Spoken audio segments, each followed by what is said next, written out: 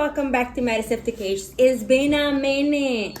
So first of all, I am gonna tell you I am owing you a video, and the reason that video is not uploaded yet is because it was on another phone that somebody, one of my girls, took into the river, and I lost the footage for that. I am so sorry about that, but I'm going to tell you about it, and I'm also going to introduce the rest of the video that I did have on my phone for that. Remember back when we got the incubator, the smart incubator? All right, well, it worked. It worked. Yes, I know, it worked. So we successfully hatched 7 baby chicks. 7 baby chicks. We got 2 longhorns. We got 2 reds, and we got 3 arcellards. And they all have Shanti and red on them. Like you can see the red, you can see their splashes of colors. The longhorn have black dots here and on the bum, and the other one has it on the feathers a little bit. And then the ocelots have red and black all over. Like, they're so adorable. I'm going to show you that part as they are now. You can actually hear them. They're just loud as can be. Towards the end. So, I'm going to show you the parts that I do have. And this other part talks about when do you move them to your brooder. In this case, my brooder is a tote, and it has this light. What I will say about these lights, if you're planning on going with this, please be real careful. Keep it away from the walls. Keep an eye on it at all times, because these lights are fire hazards. We bought these when we first started, and we had them since, and they're fine to us because we keep a very good eye on it. We all do, and we keep them away from the walls. This one, it doesn't touch anything at all whatsoever. Now, these lights, I do not recommend to put these in your coop. I know a lot of people want to put these in their coops during winter. Don't do that. It causes fires inside a coop you have straw, you have hay, you have dry stuff. The heat from this is very high. Keep this away from everything, so it's all safe for me because I have experience with it. But what I do recommend using is a brooding plate, a heating plate. Get that at Tractor Supply or any chicken feed store or farm store. Brooding plate.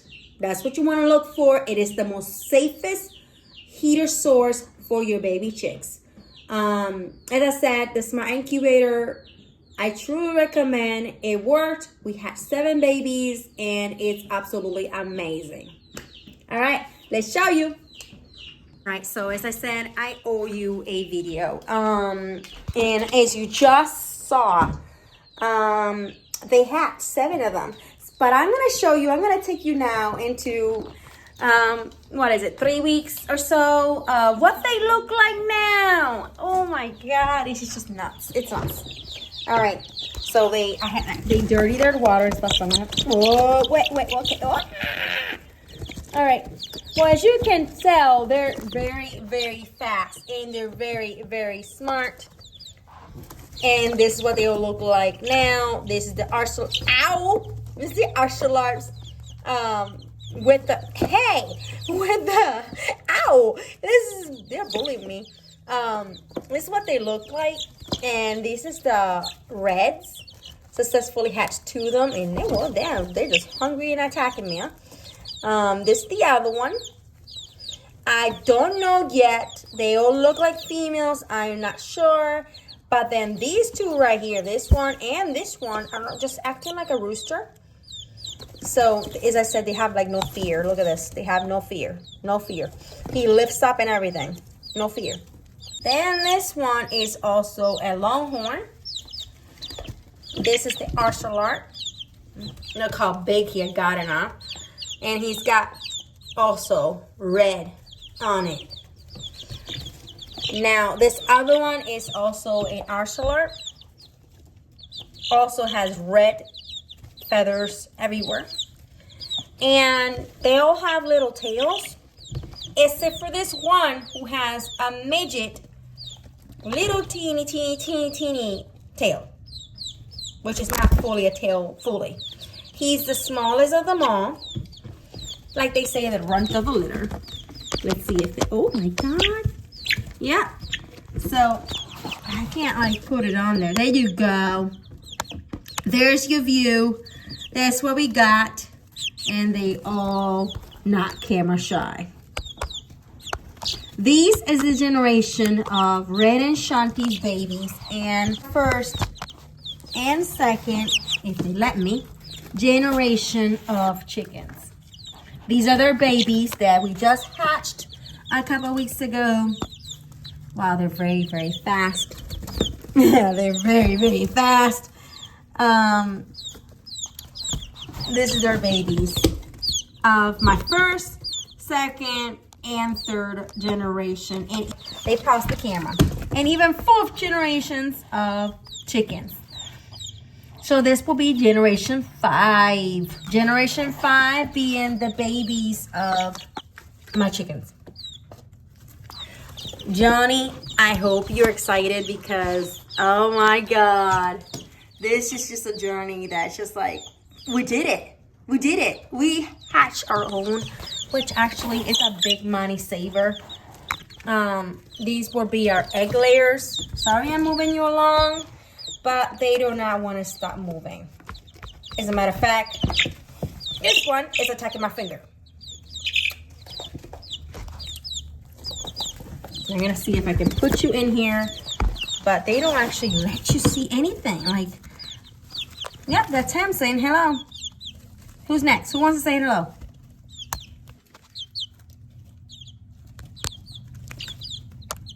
Yep, they're all saying hello. They're all taking their turns.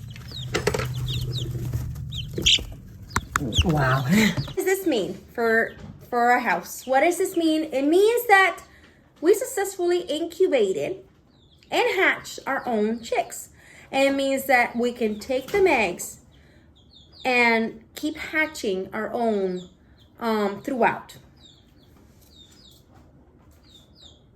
You stay in that tote. Oh yes, and when they start jumping out of the tote, put a top on it. Put a top on it, because if not, they will go and skedaddle. Like, look, I'm gonna show you this, okay? This is just, look at this. What are you doing? Get back in there. So what I do is I have a top with holes that we do on top. The light still hits it, and they do not escape. We're able to hatch our own whenever we need to. With the cost of feed and chicks and all that, if you can hatch your own, it's even better. Honestly, what I noticed from hatching my own, I'm gonna be honest with you, they're prettier, they're cleaner. It's a lot of fun. It's a lot of fun. I'm having a lot of fun doing it. It was an adventure for me. It was something that I wanted to try. Yes, I had them growing up as well. But honestly, my dad always took them from the chicken and put in a bucket. And I was their mama after that. And I raised them. So the chicken is the one that put them, hatched them, and everything. And only when they hatched, they were mine to take care of. With me hatching them, I'm the one to take care of them. I'm the one to watch over them and all that. It was a lot of fun watching little dots being pecked. I'm sorry I lost that footage. Being pecked through the egg. That was super fun. I'm going to tell you this. What I recommend, and I think I spoke on it on the other part of the video, but just in case I didn't, I recommend, so I have done so many different, I have put babies, chicks in different containers and stuff. What I recommend the most is a long tote for your house. And that's where you can put your baby chicks. What I recommend is not straw for the baby chicks. I recommend wood chips. Wood chips is what I use. A lot of people use different things. I use wood chips. The wood chips make it so it doesn't smell. The wood chips is so it just stays dry in there. Easy to clean. As I said, no smell, easy to clean, and easy to just bring it out, in and out of the house with a tote. You rinse it and let it sun dry and use it again. I have two totes. I have a smaller one and this bigger one, and I go from that one to this one. When I transfer them, I dump this wood chips into my big chicken run, because let's be honest, a lot of the baby chicks, they're so small that they don't eat all of it, so it's a lot of waste. So what do? How can you save some money? You basically take those wood chips from here and bring it to your chicken run and dump it there. The big chickens will clean all that food out, not wasting a single bit. We're in it to save money, aren't we? So that food to you was not free. So you might as well put the wood chips into the other ones. It's not fully nasty or anything like that. It's just that it needs to be cleaned every couple days and every 3 days or so, depending on how much your chicks dirty yours. Mine is not so often, but that's okay. I drop it in there. They clean it out. No waste. No waste. Super clean. As I said, a tote with a lid. A long one, a good size, and the top have some holes on it so they can have some breathing. So if you look, that's how I have mine. That's how I have it. Now, we used to have a bigger tote, and then we converted it once we had the other chickens into a nesting box. I still have it, but now the kitties are using it. So, and the duck is using it. So that's okay. But I truly recommend getting a tote because it is the most easiest way to clean it.